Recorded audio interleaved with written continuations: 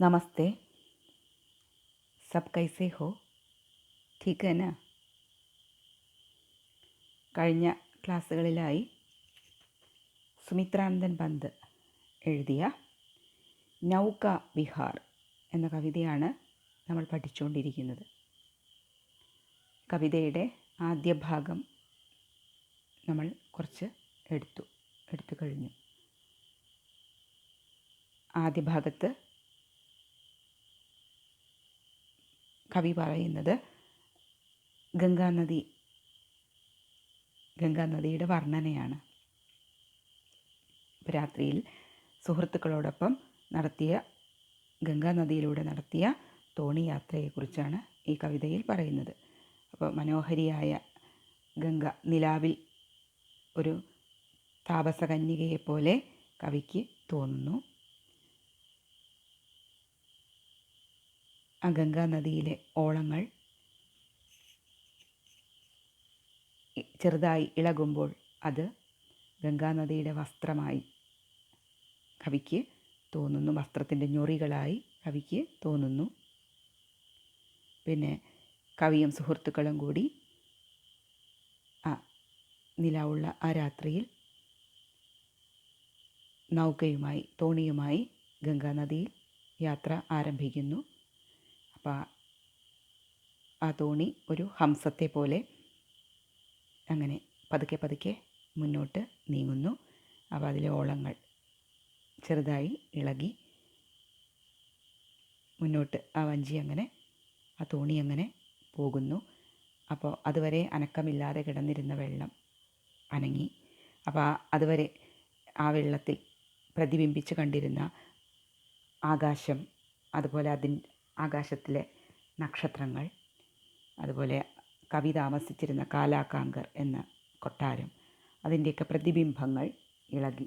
ആ വെള്ളം ഇളകുന്നതോടുകൂടി ആ വെള്ളത്തിൽ കണ്ടിരുന്ന അതിൻ്റെ പ്രതിബിംബങ്ങളും ഇളകുന്നു. അതുപോലെ തന്നെ ആകാശത്ത് പൂനിലാവ് പൊഴിച്ചു നിൽക്കുന്ന ചന്ദ്രൻ ഗംഗാനദിയെ ആകാശത്ത് നിന്ന് വിസ്മയത്തോടുകൂടി ഗംഗാനദിയെ നോക്കുന്നതായിട്ട് കവിക്ക് തോന്നുന്നു. അതുപോലെ തന്നെ ആകാശത്ത് മിന്നിത്തിളങ്ങിക്കൊണ്ടിരിക്കുന്ന അനേകം നക്ഷത്രങ്ങൾ, അത് ഗംഗാനദിയുടെ വെള്ളത്തിൽ വന്ന് പതിക്കുമ്പോൾ ആ നക്ഷത്രങ്ങളുടെ പ്രതിബിംബം വെള്ളത്തിൽ വന്ന് പതിക്കുമ്പോൾ അത് ഗംഗാനദിയുടെ വസ്ത്രത്തിൽ പതിച്ച മുത്തുകളായി, രത്നങ്ങളായി കവിക്ക് അനുഭവപ്പെടുന്നു. ഇത്രയാണ് നമ്മൾ ആദ്യ ഭാഗത്ത് പറഞ്ഞത്. ഇനി നമുക്ക് ഇന്ന് അതിന് ശേഷമുള്ള കുറച്ച് ഭാഗം ഇന്നത്തെ ക്ലാസ്സിൽ നോക്കാം. ഇനി ഈ ഭാഗത്ത് കവിയും സുഹൃത്തുക്കളും തോണിയിൽ യാത്ര ആരംഭിച്ചു. അവരുടെ തോണി അല്ലെങ്കിൽ നൗക കുറച്ച് ദൂരം പിന്നിട്ടു. ഇപ്പോൾ ഏകദേശം നദിയുടെ നടുക്ക് എത്താറായിട്ടുണ്ട്. അപ്പോൾ ആ ഒരു ഭാഗത്ത് എത്തുമ്പോഴുള്ള ഒരു വർണ്ണനയാണ് ഇനിയുള്ള ഭാഗത്ത് ഇന്നെടുക്കുന്ന ക്ലാസ്സിൽ നമ്മൾ പഠിക്കുന്നത്. ഇവിടെ കവി പറയുന്നു: അബ് പഹൂഞ്ചി ചപ്ല ബീച്ച് ധാർ, छिप गया चांदनी का कगार, दो बाहों से दूरस्थ तीर, धारा का कृश कोमल शरीर, आलिंगन करने को अधीर, अति दूर क्षितिज पर विटप माल, लगती भूरेखा सी अराल, अपलग नभ नील नयन विशाल, माम के उर पर शिशु सा समीप, सोया धारा में एक द्वीप, ऊर्मिल प्रवाह को कर प्रतीप, वह कौन विहग क्या विकल कोघ उड़ता हरने का निज विरह शोक, छाया की कोकी को विलोक. ഇവിടെ കവിയും സുഹൃത്തുക്കളും സഞ്ചരിച്ചിരുന്ന നൗക, തോണി, ആ ഗംഗാ നദിയുടെ മധ്യത്തിലായി എത്തിയിരിക്കുകയാണ്. അപ്പോൾ കവി പറയുകയാണ്, അബ് പഹൂഞ്ചി ചപ്ല ബീച്ച് ധാർ. ഇപ്പോൾ ഞങ്ങളുടെ ചപ്ല, തോണി അല്ലെങ്കിൽ വഞ്ചി, ബീച്ച് ധാർ, നടുവിലായി പഹൂഞ്ചി ഹേ, എത്തിയിരിക്കുന്നു. അപ്പം ഞങ്ങൾ സഞ്ചരിച്ചിരുന്ന നൗക അല്ലെങ്കിൽ തോണി ഇപ്പോൾ ഗംഗാ നദിയുടെ ബീച്ച്, മധ്യത്തിൽ, നടുവിൽ, പഹൂഞ്ചി എത്തിയിട്ടുണ്ട്. ചിപ് ഗയ ചാന്ദിനി കാ കഗാർ.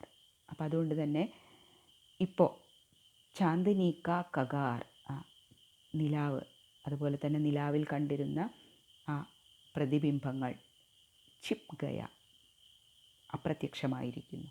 അപ്പോൾ വെള്ളം ഇങ്ങനെ ഇളകിക്കൊണ്ടേയിരിക്കുകയാണ്. അപ്പോൾ അതുവരെ വെള്ളത്തിൽ തെളിഞ്ഞു കണ്ടിരുന്ന, നിലാവിൽ തെളിഞ്ഞു കണ്ടിരുന്ന ആ പ്രതിബിംബങ്ങൾ അതെല്ലാം ഇപ്പോൾ ചിപ് ഗയാ ഹെ, അപ്രത്യക്ഷമായിരിക്കുന്നു, അല്ലെങ്കിൽ കാണാതെ മറഞ്ഞു പോയിരിക്കുന്നു. ദോ ബാഹോം സേ ദൂരസ്ത് ധീർ, ധാര കാ കൃഷ് കോമൾ ശരീർ, ആലിംഗൻ കർണേ കോ അധീർ. ഇനി ദൂരസ്ഥ് തീർ, ദൂരെയായി കാണുന്ന തീരം, മറുകര. അപ്പോൾ ഗംഗാ നദിയുടെ മറുകര അത് ഇനിയും കുറേ ദൂരെയാണ്. അപ്പോൾ ദൂരെയായി കാണുന്ന ആ മറുകര, അതിൻ്റെ ദോ ബാഹോം സേ, ഇരു കൈകളും നീട്ടി, കൃഷ് കോമൾ ശരീർ, കൃഷ് കോമൾ ശരീർ, ആ മെലിഞ്ഞ ശരീരത്തോടു കൂടി സുന്ദരിയായ ആ ഗംഗാ നദിയെ ആലിംഗൻ കർണേക്കോ അധീർ, ആലിംഗനം ചെയ്യാൻ വെമ്പി നിൽക്കുന്നത് പോലെ കവിക്ക് തോന്നുന്നു. അപ്പോൾ ദൂരെയായി കാണുന്ന ഗംഗാ നദിയുടെ മറുകര, ആ മറുകര ഒരു കാമുകനെ പോലെയാണ് കവിക്ക് തോന്നുന്നത്. അപ്പോൾ ദൂരെയായി കാണുന്ന ആ മറുകര തൻ്റെ ദോ ബാഹോംസെ, ഇരുകൈകളും നീട്ടി, കൃഷ് കോമൾ ശരീർ, മെലിഞ്ഞ ശരീരത്തോടു കൂടിയ സുന്ദരിയായ ആ ഗംഗാ നദിയെ ആലിംഗൻ കർണേക്കോ അധീർ, ആലിംഗനം ചെയ്യാൻ ഇങ്ങനെ വെമ്പി നിൽക്കുന്നതായി തോന്നുന്നു. അതിദൂർ ക്ഷിതിജ് പർ വിടപ് മാൽ ലഘത്തെ ഭൂരേഖാസി അരാൾ, അപലഗ് നഭ് നീൽ നയൻ വിശാൽ. അതുമാത്രമല്ല, അതിദൂർ ക്ഷിതിജ്, ദൂരെയുള്ള ക്ഷിതിജ്, ചക്രവാളം, ആ ചക്രവാളത്തിനോട് ചേർന്ന് നിൽക്കുന്ന വിടപ് മാൽ, മരനിരകൾ, വൃക്ഷനിരകൾ, ആ വൃക്ഷനിരകൾ, മരത്തിൻ്റെ ആ നിരകൾ ആ കാമുകൻ്റെ നീൽ നയൻ വിശാൽ, വിശാലമായ പുരികക്കൊടികളായി കവിക്ക് അനുഭവപ്പെടുന്നു. അപ്പോൾ ദൂരെ ആകാശത്തിനോട്, അപ്പം ഗംഗാ നദിയുടെ മറുകരയിൽ ദൂരെയായി ആകാശം തൊട്ടു നിൽക്കുന്നത് പോലെ തോന്നിക്കുന്ന വിടപ് മാൽ, മരത്തിൻ്റെ നിരകൾ അല്ലെങ്കിൽ വൃക്ഷനിരകൾ, ആ വൃക്ഷനിരകൾ അല്ലെങ്കിൽ മരത്തിൻ്റെ ആ നിരകൾ തീരമാകുന്ന ആ കാമുകൻ്റെ വളഞ്ഞ പുരികക്കൊടിയായി കവിക്ക് തോന്നുന്നു. പിന്നെ മാത്രമല്ല, അത് തൻ്റെ കാമുകിയായ ഗംഗയെ ആലിംഗനം ചെയ്യാൻ സാധിക്കാതെ ഇങ്ങനെ പ്രയാസപ്പെട്ട് നിൽക്കുന്ന കാമുകൻ്റെ കണ്ണുകളായി, അതാണ് നീൽ നയൻ വിശാൽ, വിശാലമായ വലിയ കണ്ണുകളായി കവിക്ക് തോന്നുന്നു.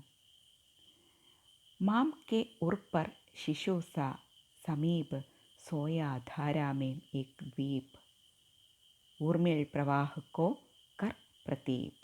ഇനി ഊർമിൾ പ്രവാഹ്, ആ ചെറിയ ജലപ്രവാഹം, ഗംഗാനദിയിൽ ചെറിയ ഓളങ്ങൾ ഉണ്ടാക്കിക്കൊണ്ട് ഇരിക്കുന്ന നദിയിലെ ജലപ്രവാഹം, ആ ജലപ്രവാഹത്തിൽ അല്ലെങ്കിൽ ആ നദിയുടെ നടുക്കായി ഏക് ദ്വീപ്, ഒരു കൊച്ചു ദ്വീപ് കവി കാണുന്നു.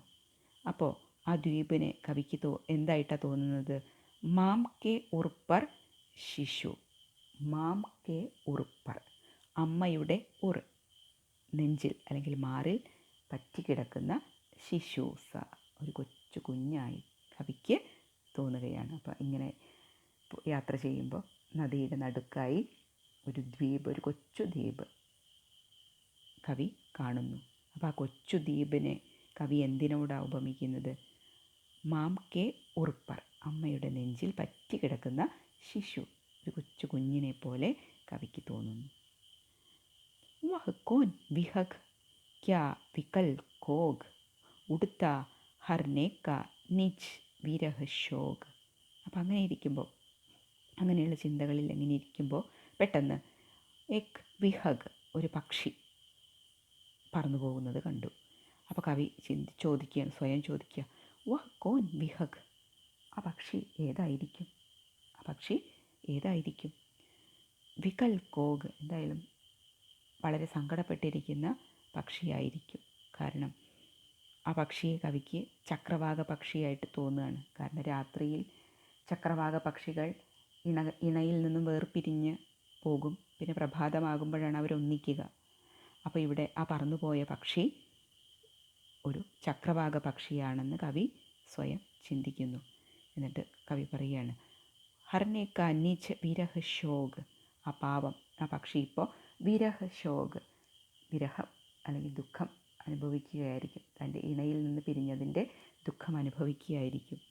മാത്രമല്ല ഛായ കി കോഗി കോ വിലോഗ്, ആ പക്ഷി അതിൻ്റെ ഛായ, നിഴൽ ആ വെള്ളത്തിൽ കാണുമ്പോൾ അതിന് തൻ്റെ പ്രിയതമയെ ഓർമ്മ വരുന്നു. അപ്പോൾ ആ പ്രിയതമയെ കാണാനായി ആ പക്ഷി പറന്നു പോകുന്നതാകാം എന്നാണ് കവിയുടെ ഭാവന. അപ്പോൾ ഒന്നുകൂടി നോക്കാം നമുക്ക് ഇന്നെടുത്ത ഈ ഒരു കുറച്ച് ഭാഗം. അബ് പഹൂഞ്ചി ചപ്പല ബീച്ച് ധാർ, ഇപ്പോൾ ഞങ്ങൾ സഞ്ചരിക്കുന്ന ചപ്പല, തോണി, വഞ്ചി, ഗംഗാനദിയുടെ ബീച്ച് പഹൂഞ്ചി, മധ്യഭാഗത്ത് നടുവിലായി എത്തിയിട്ടുണ്ട്. छिप गया चांदनी का कगार, ഇപ്പോൾ ചാന്ദിനി, നിലാവും മാഞ്ഞുപോയി, അഥവാ നിലാവും അതുപോലെ തന്നെ നിലാവിൽ പ്രതിബിംബിച്ച് കണ്ടിരുന്ന, വെള്ളത്തിൽ പ്രതിബിംബിച്ച് കണ്ടിരുന്ന കാര്യങ്ങളെല്ലാം ഇപ്പോൾ ചിപ് ഗയാ ഹേ, മറഞ്ഞു പോയിരിക്കുന്നു. ദോ ബാഹോ സേ ദൂരസ്ഥ ധീർ ധാരാ കാ കൃഷ് കോമൾ ശരീർ ആലിംഗൻ കർണേ കോ അധീർ. മാത്രമല്ല ഇപ്പോൾ ദൂരസ്ഥ തീർ, ദൂരെയായി കാണപ്പെടുന്ന ഗംഗാനദിയുടെ മറുകര, ആ മറുകര കാമുകനായിട്ടാണ് കവി സങ്കല്പിക്കുന്നത്. അപ്പോൾ ഗംഗാനദിയുടെ കാമുകനായിട്ടാണ് മറുകരയെ കവി കാണുന്നത്. അപ്പം കാമുകനാകുന്ന ആ ദൂരെ കാണുന്ന ആ മറുകര, അതിൻ്റെ ദോ ബാഹോംസെ, ഇരു കൈകളും നീട്ടി, കൃഷ് കോമൾ ശരീർ, മെലിഞ്ഞ് മനോഹരമായ ശരീരത്തോടിരിക്കുന്ന ആ ഗംഗാനദിയെ ആലിംഗൻ കർണേക്കോ അധീർ, ആലിംഗനം ചെയ്യാൻ വെമ്പി നിൽക്കുന്നതായി കവിക്ക് തോന്നുകയാണ്.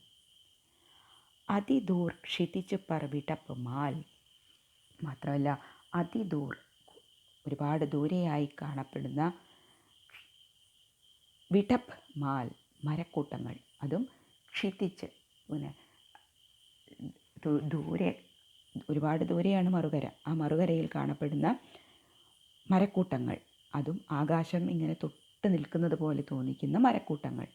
ആ മരക്കൂട്ടങ്ങൾ കവിക്ക് എന്തായിട്ടാണ് തോന്നുന്നത്? അപലക് നഭ് നീൽ നയൻ വിശാൽ, ആ കാമുകനാകുന്ന ആ തീരം, ആ മറുകരയുടെ വിശാൽ നയൻ, വിശാലമായ കണ്ണുകളായി കവിക്ക് തോന്നുന്നു, പുരികക്കൊടികളായി കവിക്ക് തോന്നുന്നു.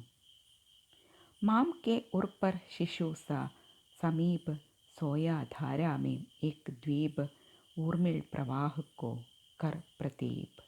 ഇനി ആ സമയത്ത് നദിക്ക് ദ്വീപ്, ആ നദി ഗംഗാ നദിയിൽ കണ്ട കൊച്ചു ദ്വീപ്, ആ കൊച്ചു ദ്വീപ് കവിക്ക് എന്തായിട്ട് തോന്നുന്നു?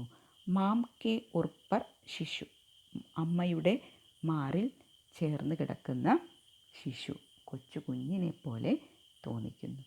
അപ്പോൾ ഊർമിൾ പ്രവാഹം, ചെറിയ പ്രവാഹം അല്ലെങ്കിൽ ചെറിയ ചെറിയ ഓളങ്ങൾ ഉണ്ടാക്കിക്കൊണ്ടിങ്ങനെ പ്രവഹിച്ചുകൊണ്ടിരിക്കുന്ന ആ ഗംഗാനദി, ആ ഗംഗാനദിയുടെ നടുവിലായി ഒരു കൊച്ചു ദ്വീപ് കവി കാണുന്നു. അപ്പോൾ ആ ദ്വീപിനെ കവിക്ക് തോന്നുന്നത് അമ്മയുടെ മാറിൽ പറ്റിച്ചേർന്ന് കിടക്കുന്ന ഒരു കൊച്ചു കുഞ്ഞിനെ പോലെയാണ്. വഹ് കോൻ വിഹഗ്, അപ്പോഴാണ് ഒരു പക്ഷി വിഹഗ് പക്ഷി, അങ്ങനെ കവി ഓരോ സ്വപ്നങ്ങളിൽ ഓരോ ഭാവനയിൽ മുഴുകിയിരിക്കുമ്പോഴാണ് ഒരു പക്ഷി പറന്നുപോയത്. അപ്പോൾ കവി മനസ്സിൽ ചോദിച്ചു, വഹ് കോൻ വിഹഗ്, ഏതാണ് ആ പക്ഷി? അപ്പോൾ രാത്രി ആയതുകൊണ്ട് തന്നെ അദ്ദേഹത്തിൻ്റെ ഭാവനയിൽ അത് ചക്രവാക പക്ഷിയാണ് എന്നാണ് അദ്ദേഹം മനസ്സിൽ കരുതുന്നത്. അങ്ങനെയാണെങ്കിൽ ആ പക്ഷി ഉടുത്ത ഹർനേക്ക നിജ വിരഹ ശോക്, അത് വളരെ വിരഹ ദുഃഖത്തിലാണ് ഇപ്പോൾ പറക്കുന്നത്. കാരണം ചക്രവാക പക്ഷികൾ രാത്രികാലത്ത് ഇണയിൽ നിന്നും വേർപിരിയും, പിന്നെ അവ പ്രഭാതത്തിലാണ് ഒന്നിക്കുക. അപ്പോൾ ഇപ്പോൾ പറന്നുപോയത് ചക്രവാക പക്ഷിയാണെങ്കിൽ ആ പക്ഷി വിരഹ ദുഃഖത്തിലാണ് ഇപ്പോൾ പറന്നു പോയിട്ടുള്ളത്. ഛായാക്കി കോഗിക്കോ വിലോക്, കാരണം ആ പക്ഷിയുടെ ഛായ എന്ന് പറഞ്ഞാൽ നിഴൽ, ആ പക്ഷിയുടെ നിഴൽ അല്ലെങ്കിൽ ആ പക്ഷിയുടെ പ്രതിബിംബം ഒരു പക്ഷേ അത് വെള്ളത്തിൽ കാണുന്നുണ്ട്. അപ്പോൾ കണ്ടപ്പോൾ അതിൻ്റെ പ്രിയതമയെക്കുറിച്ച്, അതിൻ്റെ ഇണയെക്കുറിച്ച് ഓർമ്മ വന്നിട്ടുണ്ടായിരിക്കാം. അപ്പം അതുകൊണ്ട് തന്നെ അത് തൻ്റെ ഇണപക്ഷിയെ തേടി വിരഹദുഃഖത്താൽ പറന്നു പോകുന്നതായി കവി സങ്കല്പിക്കുകയാണ്. അപ്പോൾ नौका गंगा के बीच पहुंच गई है. तब चांद का प्रतिबिंब गायब होता है. सुदूर में प्रगट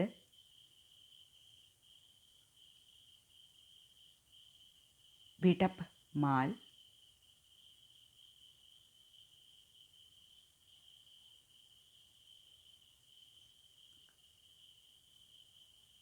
विशाल नयन या नायक की विशाल नयन या आंख के समान प्रतीत होती है.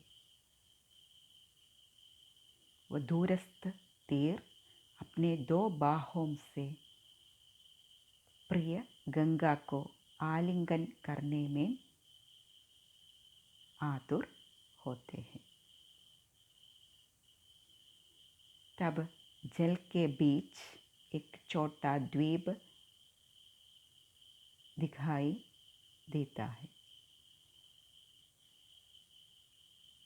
तब कवि छोटे द्वीप को माम के उर पर शिशु के समान प्रतीत होते हैं.